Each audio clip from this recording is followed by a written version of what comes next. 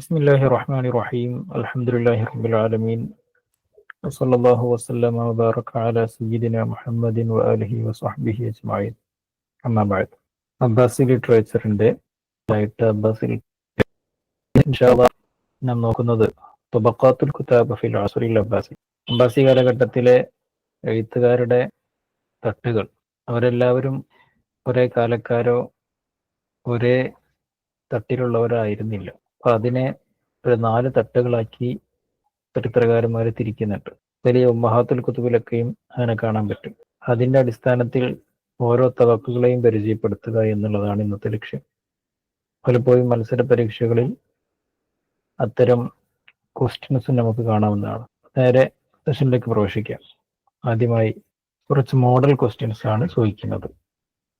വളരെ സിമ്പിൾ ആയിട്ടുള്ള കുറച്ച് മോഡൽ ക്വസ്റ്റ്യൻസ് ആണ് ആദ്യം ചോദിക്കുന്നത്. കമന്റ് ബോക്സിൽ ശരിയുത്തരം ടൈപ്പ് ചെയ്യാൻ ശ്രദ്ധിക്കുക. ഏതാണ്ട് എല്ലാവരും ശരിയുത്തരം തന്നെയാണ് ടൈപ്പ് ചെയ്തിരിക്കുന്നത്.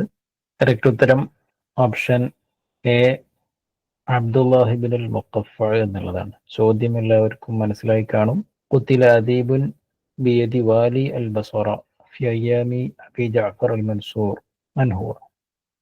അബ്ബാസി കാലഘട്ടത്തിലെ 2ാം ഖലീഫയായിരുന്ന അബൂ ജഅഫർ അൽ മൻസൂറിന്റെ കാലഘട്ടത്തിൽ ഇറാഖിലെ ബസറയിലെ ഗവർണറായിരുന്ന ഒരാൾ, അദ്ദേഹത്തിന്റെ കരങ്ങളാൽ കൊല്ലപ്പെട്ട സാഹിത്യകാരൻ ആരാണ് എന്നതാണ് ചോദ്യം. അതിന്റെ ഉത്തരം നിങ്ങളൊക്കെയും പറഞ്ഞതുപോലെ അബ്ദുല്ലാഹിബ്നുൽ മുഖഫ. ഇബ്നുൽ മുഖഫയെ കുറിച്ചൊക്കെയും ഇൻഷാ അല്ലാഹ് നേരത്തെ നമ്മൾ സംസാരിച്ചതാണ്. ഇന്ന് ചെറിയ രൂപത്തിലൊക്കെ ഇന്നും സംസാരിക്കും. നേരത്തെ നമ്മുടെ ഫ്രീ എൻട്രി സെഷനിൽ തന്നെ അദ്ദേഹത്തെ കുറിച്ച് നാം വിശദമായിട്ട് സംസാരിച്ചതാണ്.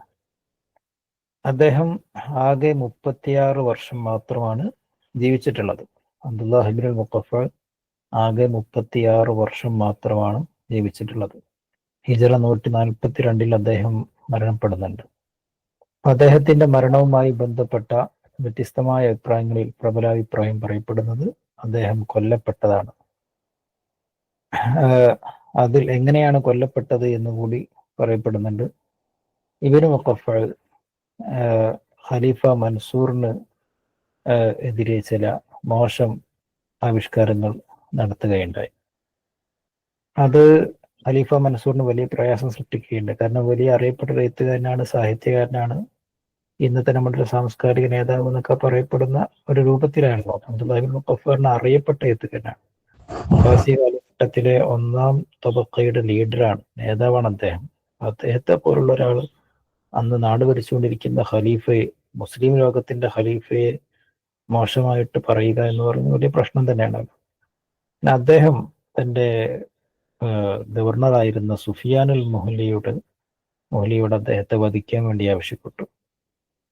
അപ്പൊ സുഫിയാന് നേരത്തെ തന്നെ ഇബ്നു മുഖഫിനോട് താല്പര്യക്കുറവുണ്ടായിരുന്നു, അദ്ദേഹത്തെ ഇഷ്ടമുണ്ടായിരുന്നില്ല. കാരണം പലപ്പോഴും അദ്ദേഹത്തെ വില കുറച്ച് കാണാൻ ഇബ്നു മുഖഫ മടി കാണിച്ചിരുന്നില്ല. അദ്ദേഹത്തെ വില കുറച്ച് കണ്ടിട്ടുണ്ട്. അങ്ങനെ അദ്ദേഹത്തെ ഒരിക്കൽ അദ്ദേഹത്തിന്റെ വീട്ടിൽ ആരും അറിയാതെ രഹസ്യമായിട്ട് ഇദ്ദേഹം സുഫിയാൻ കൊല്ലുകയായിരുന്നു എന്നാണ് ഒരു അഭിപ്രായം. ഇതിലെ ഒരു പ്രബല അഭിപ്രായം തന്നെയാണ്. മറ്റൊരു അഭിപ്രായം അദ്ദേഹത്തെ ബാത്റൂമിൽ പ്രവേശിപ്പിച്ച് ബാത്റൂമിന്റെ വാതിൽ പൂട്ടിയിട്ടു, അങ്ങനെ അവിടെ അദ്ദേഹം ശ്വാസം മുട്ടി മരിച്ചു എന്നും അഭിപ്രായമുണ്ട്. ഏതോ ആവട്ടെ, ഇതാണ് അദ്ദേഹം മരണപ്പെടാനുണ്ടായ കാരണമായിട്ട് പറയപ്പെടുന്നത്. ഓക്കെ, നമുക്ക് അടുത്ത ചോദ്യത്തിലേക്ക് പോവാം. ശരിയുത്തരം കമന്റ് ബോക്സിൽ എല്ലാവരും ടൈപ്പ് ചെയ്യാം. നേരത്തെ HSSTക്ക് ചോദിക്കപ്പെട്ട ഒരു ക്വസ്റ്റ്യൻ ആണ്. 2023 ഹയർ സെക്കൻഡറി എക്സാമിന് ചോദിക്കപ്പെട്ട, PSCക്ക് ചോദിക്കപ്പെട്ട ചോദ്യമാണ്. മുഅസ്സിസുൽ അവ്വൽ ലിൽ ഫൽസഫത്തിൽ ഇസ്ലാമിയ, ഇസ്ലാമിക് ഫിലോസഫിയുടെ 1ാം സ്ഥാപകൻ, ഫൗണ്ടർ ആരാണ് എന്നാണ് ചോദ്യം. ഇസ്ലാമിക് ഫിലോസഫി എന്നുള്ളത് അടിവരയിട്ട് മനസ്സിലാക്കണം. ഓക്കെ, ഉത്തരങ്ങൾ വ്യത്യസ്തമാണ്. അതിൽ തന്നെ പലരും ഉത്തരം ചെയ്യുന്നില്ല. ഓക്കെ, നമുക്ക് ശരിയുത്തരത്തിലേക്ക് പോവാം. അൽ ഫാറാബിയാണ് ശരി ഉത്തരം. അൽ കിന്ദി അല്ല. അൽ കിന്ദി അവ്വലു ഫൈലസൂഫിൻ അറബി എന്ന പേരിൽ അറിയപ്പെടുന്ന ആൾ തന്നെയാണ്. പക്ഷെ ഇസ്ലാമിക് ഫിലോസഫിയുടെ സ്ഥാപകനായിട്ട് മോസിസായിട്ട് പറയപ്പെടുന്നത് നിങ്ങൾ ഈ വിക്കിപീഡിയ നോക്കിക്കഴിഞ്ഞാലും കാണാൻ പറ്റുക അൽ-ഫാറാബിയാണ്. PSCയിൽ ചോദിക്കപ്പെട്ട ചോദ്യമാണ്. അദ്ദേഹം അൽ മുഅല്ലിമു സാനി എന്ന പേരിലും അറിയപ്പെടുന്നുണ്ട്. അൽ മുഅല്ലിമുൽ അവ്വൽ അരിസ്റ്റോട്ടിലാണ്, അൽ മുഅല്ലിമു സാനി അൽ-ഫാറാബിയാണ്. അതും കൂടി മനസ്സിലാക്കിയിരിക്കും. Next question. ഇംതദ്ദ ഖിലാഫത്തുൽ മുതവക്കിൽ അൽ അബ്ബാസി. അബ്ബാസി ഖലീഫയായിരുന്ന മുത്തവക്കിലിന്റെ ഖിലാഫത്ത് കാലം എത്ര വർഷക്കാലമാണ് നീണ്ടുന്നത്? ഇതും നേരത്തെ ഹയർ സെക്കൻഡറി PSCക്ക് ചോദിക്കപ്പെട്ട ചോദ്യമാണ്. നിങ്ങൾക്ക് ശരിയെന്ന് തോന്നുന്ന ഉത്തരം കമന്റ് ബോക്സിൽ ഒന്ന് ടൈപ്പ് ചെയ്ത് അറിയിക്കണം. ഓക്കെ, വ്യത്യസ്തമായ ഉത്തരങ്ങൾ വരുന്നുണ്ട്. നമുക്ക് ശരി ഉത്തരം ഒന്നേ ഉണ്ടാവുകയുള്ളൂ. ഓപ്ഷൻ സി ആണ് കറക്റ്റ് ആയിട്ടുള്ള ഉത്തരം. 15 വർഷമാണ് ഹംസത്താഷറാമൻ. 15 വർഷമാണ് മുത്തവക്കീലിന്റെ ഭരണകാലം വരുന്നത്. അബ്ബാസി കാലഘട്ടത്തിൽ മുത്തവക്കീലിന്റെ ഭരണകാലം കുറച്ച് വ്യത്യസ്തമായിരുന്നു. അതിന് ചില മീസാത്തുകളുണ്ട്. നമുക്ക് പ്രവേശിക്കാൻ സമയമില്ല. അടുത്ത ക്വസ്റ്റ്യനിലേക്ക് പോവാം. സാഹിബു കിതാബി ഖലീല വദിംന. ഖലീല വദിംനയുടെ ഓദർ ആരാണ് എന്നതാണ് ചോദ്യം. ഓക്കെ, ഗുഡ്, അഹ്സൻതും. എല്ലാവരും ശരി ഉത്തരം തന്നെയാണ് പറഞ്ഞിരിക്കുന്നത്. അബ്ദുല്ലാഹി ഇബ്നുൽ മുഖഫഇ പ്രസിദ്ധമായ ഗ്രന്ഥമാണ് ഖലീല വദിംന. അതിനെക്കുറിച്ചൊക്കെ നമ്മൾ നേരത്തെ പറഞ്ഞിട്ടുള്ളതാണ്, ഇനിയും ആവർത്തിച്ച് പറയുന്നില്ല. തർജമ ഇബ്നുൽ മുഖഫഇ ഖലീല വദിംന മിൻ ഡാഷ് ഇലൽ അറബിയ്യ. ഏത് ഭാഷയിലാണ് അറബിയിലേക്ക് ഖലീല വദിംനയെ ഇബ്നുൽ മുഖഫഇ ഏത് ഭാഷയിൽ നിന്നാണ് അറബിയിലേക്ക് ട്രാൻസ്ലേഷൻ നടത്തിയിട്ടുള്ളത്? വ്യത്യസ്ത അഭിപ്രായങ്ങളൊക്കെ ഉണ്ട്. കാറ്ററ്റിന് മുമ്പ് ചോദിച്ചൊരു ചോദ്യം, അത് 2014 കാറ്ററ്റ് കാറ്റഗറി 3 ചോദിക്കപ്പെട്ടൊരു ചോദ്യമാണ്. ഓക്കെ, നമുക്ക് ശരി ഉത്തരം നോക്കാം. പെഹ്ലവി ഭാഷയിൽ നിന്നാണ്, പേർഷ്യയിലെ പെഹ്ലവി ഭാഷയിൽ നിന്നാണ്. അതിന്റെ മൂലഭാഷ ഏതാണെന്ന് ചോദിച്ചു കഴിഞ്ഞാൽ സംസ്കൃത ഭാഷയാണ് എന്നുകൂടി ഓർത്തിരിക്കണം. സംസ്കൃത ഭാഷയിൽ നിന്ന് അത് പെഹ്ലവി ഭാഷയിലേക്ക് ഭാഷാന്തരം ചെയ്യപ്പെട്ടു.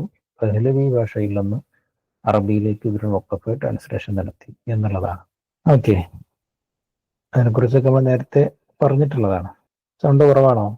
എല്ലാവർക്കും സൗണ്ട് കുറവായിട്ട് അനുഭവപ്പെടുന്നുണ്ടോ? കുഴപ്പമൊന്നുമില്ല. ഓക്കെ അല്ലേ?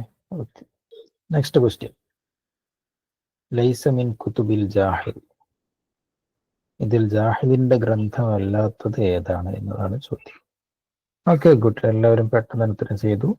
അൽ ഉംദയാണ്. അൽ ബുഖലാ ജാഹിലിൻ്റെതാണ്. അൽ ബയാൻ വത്തബീൻ ജാഹിലിൻ്റെയാണ്. കിതാബുൽ ഹൈവാനും ജാഹിലിനാണ്. അൽ ഉംദ അദ്ദേഹത്തിൻ്റെതല്ല, ഇബ്നു റഷീഖ് അൽ ഖൈർവാനിയുടേതാണ് അല്ലേ? ഓക്കെ. കാന ഡാഷ് മിൻ അലാമിൽ മുഅ്തസില. അദ്ദേഹം മുഅ്തസിലി ധാരയിലെ പ്രഗത്ഭനായ പണ്ഡിതനായിരുന്നു. Okay, good. എല്ലാവരും ഓപ്ഷൻ സി ആണ് ചൂസ് ചെയ്തുകൊണ്ടിരിക്കുന്നത്. അത് തന്നെയാണ് അതിന്റെ കറക്റ്റ് ഉത്തരം. അദ്ദേഹം പിന്നീട് മുഅ്തസിലിക്ക് ഒഴിവാക്കിയാൽ ജാഹിലിയ്യ എന്ന് പറഞ്ഞ മദ്ഹബിനെ ഉണ്ടാക്കി എന്നുള്ളതും ശ്രദ്ധേയമാണ്. Okay, next. ഇതും പെട്ടെന്ന് കിട്ടുന്ന ചോദ്യമാണ്. Okay, good. ജാഹിൽ എന്നുള്ള തന്നെയാണ് ഉത്തരം. അദ്ദേഹത്തിന്റെ കാലഘട്ടത്തിലെ അറബ് ലോകത്ത് തന്നെ അദ്ദേഹത്തിന്റെ ക്ലാസ്സുകൾ പലർക്കും അദ്ദേഹം പറഞ്ഞു കൊടുക്കാറുണ്ടായിരുന്നു. ആ കാലഘട്ടത്തിൽ വലിയ പ്രൊഫസറായിരുന്നു അദ്ദേഹം. അദ്ദേഹത്തിന്റെ രചനയിൽപ്പെട്ടതാണ് അൽ ബയാൻ വത്തബീൻ. അൽ മുത്തർജിം അൽ മഷ്ഹൂർ അബ്ദുല്ലാഹി ഇബ്നുൽ മുഖഫഇ ഇഷ്തഹറ ബി കിതാബി ഡാഷ്. ഓക്കെ, പെട്ടെന്ന് ചെയ്യാം. ഇതൊക്കെ നമുക്ക് പെട്ടെന്ന് കിട്ടുന്ന ഉത്തരങ്ങളാണ്. Okay, correct. ഓപ്ഷൻ ഡി എന്നാണ്. ഖലീല വദിംനയാണ് ഇബ്നുൽ മുഖഫഇന്റെ പ്രസിദ്ധമായിട്ടുള്ള കിതാബ്. ആ കിതാബ് കൊണ്ടാണ് അദ്ദേഹം അറിയപ്പെടുന്നത്. മൻ മുഅല്ലിഫു അൽ ബുഖലാ. ഗുഡ്, ജാഹിലാണ് അല്ലേ? കിതാബു അൽ ബയാൻ വത്തബീൻ മിൻ മുഅല്ലഫാത്തി ഡാഷ്. ഓക്കെ, ഗുഡ്, ജാഹിൽ തന്നെയാണ്. അപ്പോൾ നമുക്ക് വിഷയത്തിലേക്ക് കടക്കാം. വളരെ പെട്ടെന്ന് ആകെ കുറഞ്ഞ സ്ലൈഡായിരുന്നു. ഒരു 3-4 സ്ലൈഡ് കൊണ്ട് നമുക്ക് വിഷയം പറഞ്ഞു തീർക്കാം. തബഖാത്തുൽ കുത്താബ് ഫിൽ അസ്റിൽ അബ്ബാസി. അബ്ബാസി കാലഘട്ടത്തിലെ ഓതേഴ്സിന്റെ, റൈറ്റേഴ്സിന്റെ തബഖാത്തരുടെ ക്ലാസസ്, വ്യത്യസ്ത തട്ടുകളായിരുന്നു. യുഖസ്സിമു മുഅർരിഖു അൽ-അദബ്. സാഹിത്യ ചരിത്രകാരന്മാർ തഖ്സീം ചെയ്യുന്നു, വേർതിരിക്കുന്നു. അൽ കുത്താബ ഫിൽ അസ്റിൽ അബ്ബാസി ല അർബഇ തബഖാത്തി. അബ്ബാസി കാലഘട്ടത്തിലെ എഴുത്തുകാരെ 4 തബഖകളാക്കിയിട്ട് വേർതിരിക്കുന്നുണ്ട്. ലിക്കുല്ലി തബഖത്തിൻ റിജാലുഹ വ മീസാത്തുഹ അൽ ഫന്നിയ. ഓരോ തബഖകൾക്കും അതിൽ പ്രഗത്ഭരായ ആളുകളുണ്ട്, അതിന്റെ പ്രത്യേകമായിട്ടുള്ള ചില ആർട്ടിസ്റ്റിക് ഫീച്ചേഴ്സ് അവർക്കുണ്ട്. അതൊക്കെ നമ്മൾ പറയും. അതിൽ അത്തബക്ക അല്ലൂല, ഒന്നാം തബക്കയുടെ ഇമാം ഇബ്നുൽ മുഖഫർ, രണ്ടാം തബക്കയുടെ ഇമാം ജാഹിദ്, മൂന്നാം തബക്കയുടെ ഇമാം ഇബ്നുൽ അമീദ് കേട്ടില്ല, നാലാം തബക്കയുടെ ഇമാം അൽ ഖാദിൽ ഫാദിൽ. ഓക്കെ, ഇതാണ് അബ്ബാസി കാലഘട്ടത്തിലെ 4 തബക്കകൾ. ഈ 4 തബക്കകളിലും ഇമാം ഉണ്ടായിരിക്കും. അതിൽ പ്രസിദ്ധരായ എഴുത്തുകാരുണ്ട്. അവരുടെ എഴുത്തുകൾക്ക് പ്രത്യേകമായിരിക്കുന്ന ചില മീസാത്തുകൾ, ചില ഹസ്വായിസുകൾ നമുക്ക് കാണാനും പറ്റും. അതിനെക്കുറിച്ചാണ് തുടർന്ന് ഞാൻ പറയുന്നത്. അതിനു മുമ്പായിട്ട് കുറച്ച് കാര്യങ്ങൾ ആമുഖമായിട്ട് പറയാനുള്ളത്. عندما قامت الدولة العباسية كانت الكتابة الفنية قد أصبحت ذات قواعد وأصول على يد عبد الحميد الكاتب. ഉമവി കഴിഞ്ഞ് അബ്ബാസി കാലഘട്ടമായപ്പോഴത്തേക്ക് എഴുത്തുകൾക്കൊക്കെയും പ്രത്യേകമായിട്ടുള്ള ചില നിയമങ്ങളും ചില റൂൾസൊക്കെയും ഉണ്ടായി. സാധാരണ എഴുത്തിൽ നിന്ന് മാറി ചില പ്രത്യേകമായ രൂപത്തിൽ, ചില പ്രത്യേകമായ നിയമപ്രകാരം ഒക്കെയും ആളുകൾ എഴുതാൻ തുടങ്ങി. അത് അബ്ദുൽ ഹമീദ് അൽ കാത്തിബൊക്കെയും അതിൻ്റെ ചില ഉസൂലുകൾ, ഖവായിദുകൾ, റൂൾസ് ഉണ്ടാക്കിയിട്ടുള്ള, നിയമങ്ങൾ ഉണ്ടാക്കിയിട്ടുള്ള ആളുകൾ പ്രധാനിയാണ്. അൽ അസ്റുൽ അബ്ബാസി വൽ അസ്റു ദഹബിൽ കിതാബ് അൽ ഫന്നിയ ഒക്കെയും അറിയുന്ന പോലെ കലാപരമായിട്ടുള്ള അല്ലെങ്കിൽ ഫന്നിയായിട്ടുള്ള, അതായത് എന്താ പറയുക, ലക്ഷണമൊത്ത എഴുത്തുകൾ. ലക്ഷണമൊത്ത എഴുത്തുകൾ എന്ന് പറയുമ്പോൾ തന്നെ ഈ ബലാഗയും അതുപോലെ അത്തരം മുഹസ്സിനാത്തുകളൊക്കെയും ചേർന്നുകൊണ്ടുള്ള എഴുത്തുകളുടെ സുവർണ കാലഘട്ടമാണ് അബ്ബാസി കാലഘട്ടം എന്ന് പറയുന്നത്. ഫഖദ് നബഗ ഫീഹി കിബാറുൽ കുത്താബ്, വലിയ എഴുത്തുകാർ അതിൽ വന്നിട്ടുണ്ട്. അല്ലദീന ജദ്ദദു ഫി അസാലിബിൻ നസ്രി വ മആനിഹി, അവരുടെയൊക്കെയും പ്രത്യേകത ഗദ്യ സാഹിത്യത്തിൽ പുതിയ ശൈലികൾ, ചില വ്യത്യസ്തമായ മാനങ്ങൾ അവർ കൊണ്ടുവന്നു എന്നുള്ളതാണ്. വഫതഹു ആഫാഖൻ ജദീദ അൽ കിതാബ്, എഴുത്തിന് പുതിയ ചക്രവാളങ്ങൾ അവർ തുറന്നിട്ടു എന്നുള്ളതാണ്. അബ്ബാസി കാലഘട്ടത്തിലെ എഴുത്തുകാരുടെ മഹത്വം, അവർക്ക് വലിയ സ്ഥാനമുണ്ടായി, അവരുടെ സ്ഥാനം വളരെ ഉയർന്നു. അത് ഖലീഫമാരുടെയൊക്കെ പ്രത്യേകമായ താല്പര്യം അദബിനോടുണ്ടായിരുന്നു എന്നുള്ളത് കൂടിയാണ് കാരണം. ഫാസ്ബഹലിക്കുല്ലി ഖലീഫത്തിൻ ഔ വസീറിൻ കാത്തിബുൻ ഔ അക്തർ, ഓരോ ഖലീഫക്കും അല്ലെങ്കിൽ ഓരോ വസീറിനും ഓരോ മന്ത്രിക്കും ഒന്നോ ഒന്നിലധികമോ എഴുത്തുകാരുണ്ടായിരുന്നു സ്വന്തമായിട്ട്. മാത്രമല്ല ഉൻഷിയത്തിൽ ദാലിക ദവാബീനുൽ മുതഅദ്ദിദ, ഖലീഫമാർ അല്ലെങ്കിൽ വസീറുമാർ പിന്നെ വ്യത്യസ്തമായ ഓഫീസുകൾ അവർക്ക് എഴുത്തിനായിട്ട് തുറന്നു കൊടുത്തിട്ടുണ്ടായിരുന്നു. فإن بعض الكتاب قد وصل إلى الوزارة بسبب قدرته على الكتابة الفنية എന്ന് മാത്രമല്ല, ചില എഴുത്തുകാർ അവരുടെ എഴുത്തിന്റെ ശക്തി കൊണ്ട്, അവരുടെ പിന്നെ നൈസർഗികമായിട്ടുള്ള അവരുടെ എഴുത്തിന്റെ ശക്തി കൊണ്ട് അവർ മന്ത്രിപദത്തിലേക്ക് പോലും എത്തിച്ചേർന്നു എന്നുള്ളതാണ്. തമാനൽ കിതാബ് ഖദ് ഹല്ലത് മഹല്ലൽ ഖിതാബ ഫി ആഖിറിൽ അസ്ർ, നേരത്തെ ഉമവി കാലഘട്ടത്തിൽ ഏറ്റവും ഫ്ലറിഷ്ഡ് ആയിട്ടുള്ള, ഏറ്റവും മുസ്ദഹിറായിട്ടുള്ള ഫന്ന് ഖിതാബയായിരുന്നു. ആ ഖിതാബ മാറി അബ്ബാസി കാലഘട്ടത്തിലായപ്പോൾ അത് കിതാബത്തായിട്ട് മാറി. വഅസാലത്ത് ദൗലത്ത് അശ്ശിഅർ മിന സുദാറത്തിൽ അദബിയ, ജാഹിലി കാലഘട്ടം മുതൽ അബ്ബാസി വരെയുള്ള കാലഘട്ടത്തിൽ ഏറ്റവും പ്രധാനപ്പെട്ട ഫന്ന് എന്ന് പറയുന്നത് ഷിയറായിരുന്നു. ആ ഷിയറിന്റെ ദൗലത്ത് തന്നെ തകർത്തുകൊണ്ട് ആ സ്ഥാനത്ത് കിതാബത്ത് ഇടം പിടിച്ചു എന്നുള്ളത് ഈ കാലഘട്ടത്തിന്റെ ഒരു പ്രത്യേകതയാണ്. വഖദ് തഅദ്ദദത് അൻവാഉൽ കിതാബ ഫീ ഹദൽ അസ്ർ, ഈ കാലഘട്ടത്തിൽ വ്യത്യസ്തങ്ങളായിട്ടുള്ള കിതാബത്തിന്റെ നോവലുകളുണ്ട്. നമ്മളെന്ന് പറയുകയാണെങ്കിൽ റസായിൽ ഏറ്റവും പ്രധാനപ്പെട്ട റസായിൽ തന്നെ 2 തരം റസായിൽ ഉണ്ടായിരുന്നു. ദീവാനിയത്ത് ഉണ്ടായിരുന്നു, ഇഖ്വാനിയത്തും ഉണ്ടായിരുന്നു. ദീവാനിയത്ത് പറഞ്ഞു കഴിഞ്ഞാൽ ഈ മന്ത്രിമാരും അതുപോലെ പിന്നെ ഖുലഫാക്കളൊക്കെയും അവരുടെ ഇടപാടുകൾക്ക് മറ്റുള്ള രാജാക്കന്മാരുമായിട്ടും മറ്റുള്ള അമീർമാരായിട്ടൊക്കെ പരസ്പരം ഇടപാടുകൾ, പരസ്പരം കരാറുകളൊക്കെ നടത്തും. അപ്പൊ അത് നടത്തുന്ന സമയത്ത് ഖലീഫയുടെ അഭിപ്രായം അതിൽ വളരെ ആർട്ടിസ്റ്റിക് ആയിട്ട് കലാപരതയോടുകൂടെ ആയിരുന്നു അവർ കത്തൊക്കെ അയക്കാറുണ്ടായിരുന്നത്. അതിന് അവർ നിയോഗിച്ചിരുന്നത് ഇത്തരം എഴുത്തുകാരെയായിരുന്നു ആശ്രയിച്ചിരുന്നത്. അപ്പൊ അവർക്ക് അവരെഴുതിയിരിക്കുന്ന കത്തുകൾക്കാണ് റസായിൽ ദീവാനിയ എന്ന് പറയുന്നത്. ദീവാൻ പറഞ്ഞ ഓഫീസാണല്ലോ.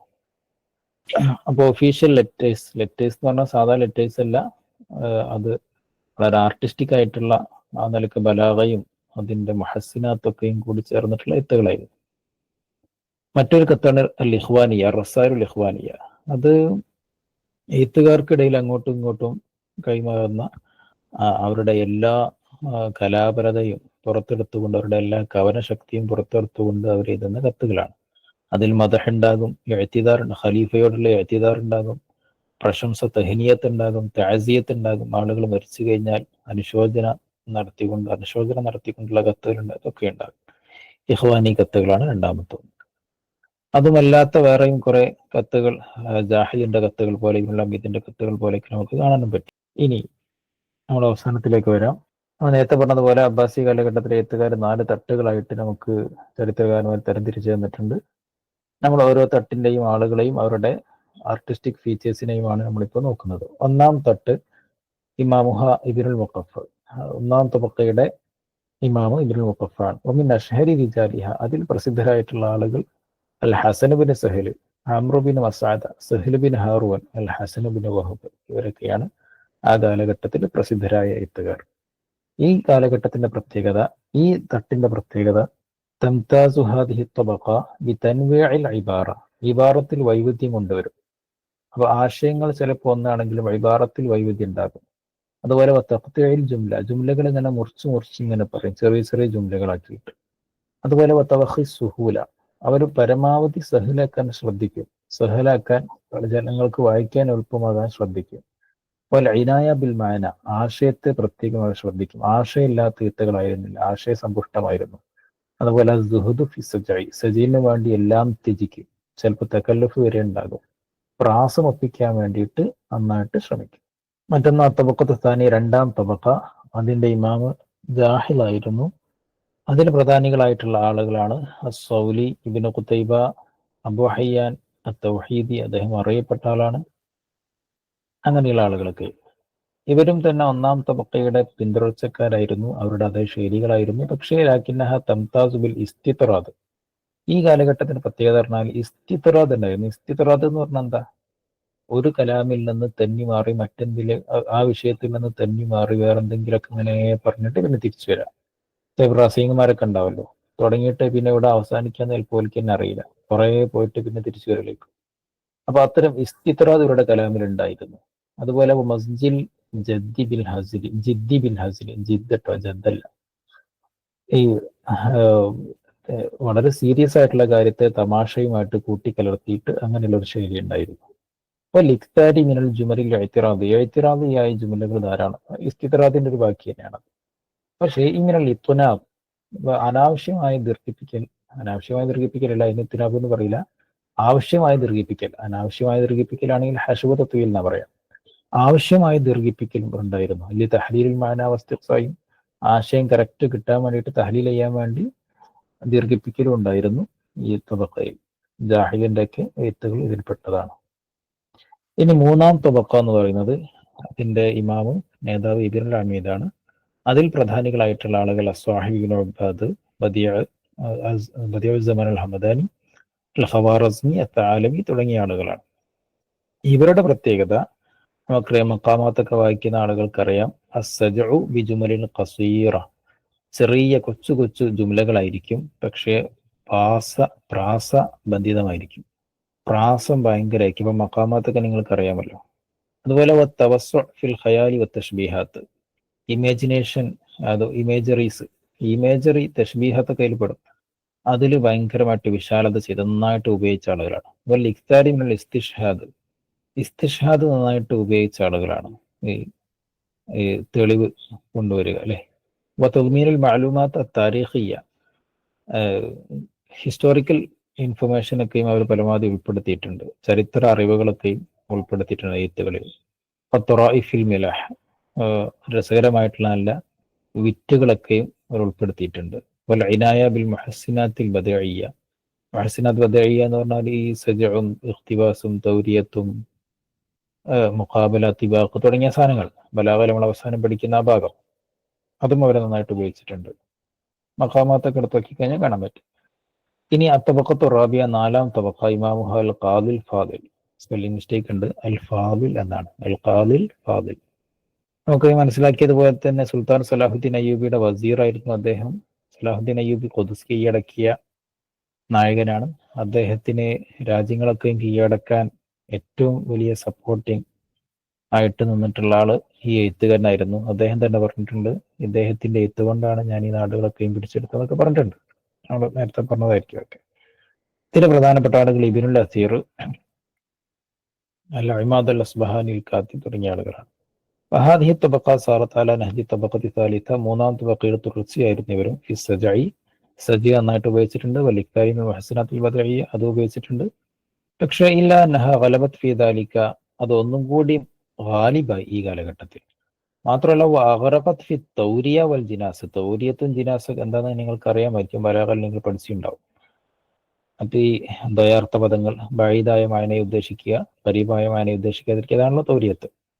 അതുപോലെ ജിനാസ്, അവസാനത്തെ അക്ഷരങ്ങൾ ഒരേപോലെ വരുന്നത്, അല്ലെങ്കിൽ ഒരേപോലെ അല്ലെങ്കിലും അതേ ഹർഫുകൾ മറ്റൊക്കെ ജിനാസ് നിങ്ങൾ പഠിച്ചിട്ടുണ്ടാവും. അപ്പോൾ ഈ ജിനാസും തൗരിയത്തൊക്കെയും നന്നായിട്ട് അവർ ഉപയോഗിച്ചിട്ടുണ്ടായിരുന്നു. ഹത്താ അസ്ബഹത്തിൽ കിതാബത്ത് ഇബാറത്തൻ അൽഫാമിൻ മുനമ്മഖ മസ്തുവ, കിതാബത്ത് പറഞ്ഞ അവരുടെ അന്ന് അത് പ്രാസനിബന്ധിതമായിട്ടുള്ള, പ്രാസമൊപ്പിച്ച ഡെക്കറേറ്റഡ് ആയിട്ടുള്ള അൽഫാദുകൾക്കായിരുന്നു അന്ന് കിതാബത്ത് എന്ന് പറയൽ തന്നെ. ലാക്കിന് ദാലിക്കാൻ അല ഹിസാബിൽ മാന, പക്ഷെ ആശയം തീരെ ശ്രദ്ധിക്കാതിരുന്നിട്ടില്ല, ആശയം ശ്രദ്ധിച്ചുകൊണ്ട് തന്നെ ആയിരുന്നു അതൊക്കെ. അപ്പൊ ഇതാണ് അബ്ബാസി കാലഘട്ടത്തിലെ 4 തബഖകൾ. ഓക്കെ, അപ്പൊ ഇത്രയുമാണ് ഇന്ന് ഞാൻ പറയാൻ ഉദ്ദേശിച്ചിട്ടുള്ളത്.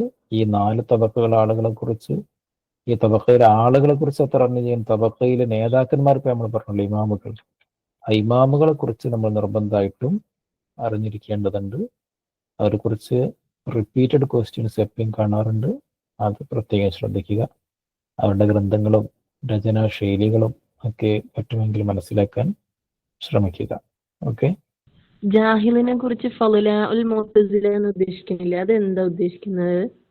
അതായത് അദ്ദേഹം മുഅ്തസിലി ആശയധാര. ഇപ്പോൾ അഖീദയിൽ പിന്നെ പല ധാരകളുണ്ട്, ആയിറത്ത്, മുഅ്തസിലത്ത്, മാതുരിദിയ്യത്ത്, അങ്ങനെ തുടങ്ങി കുറെ ധാരകളുണ്ട്.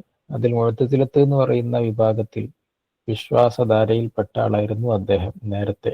പിന്നീട് അദ്ദേഹം സ്വയം പ്രസ്ഥാനമൊക്കെ ഉണ്ടാക്കി. മുഅ്തസിലി വിഭാഗം എന്ന് പറഞ്ഞു കഴിഞ്ഞാൽ യുക്തിയെ കേന്ദ്രീകരിച്ചുകൊണ്ട് ഇസ്ലാമിക വിശ്വാസ പ്രമാണങ്ങളെ വിശദീകരിക്കാനും വ്യാഖ്യാനിക്കാനും ശ്രമിച്ച ഒരു വിഭാഗമാണ്.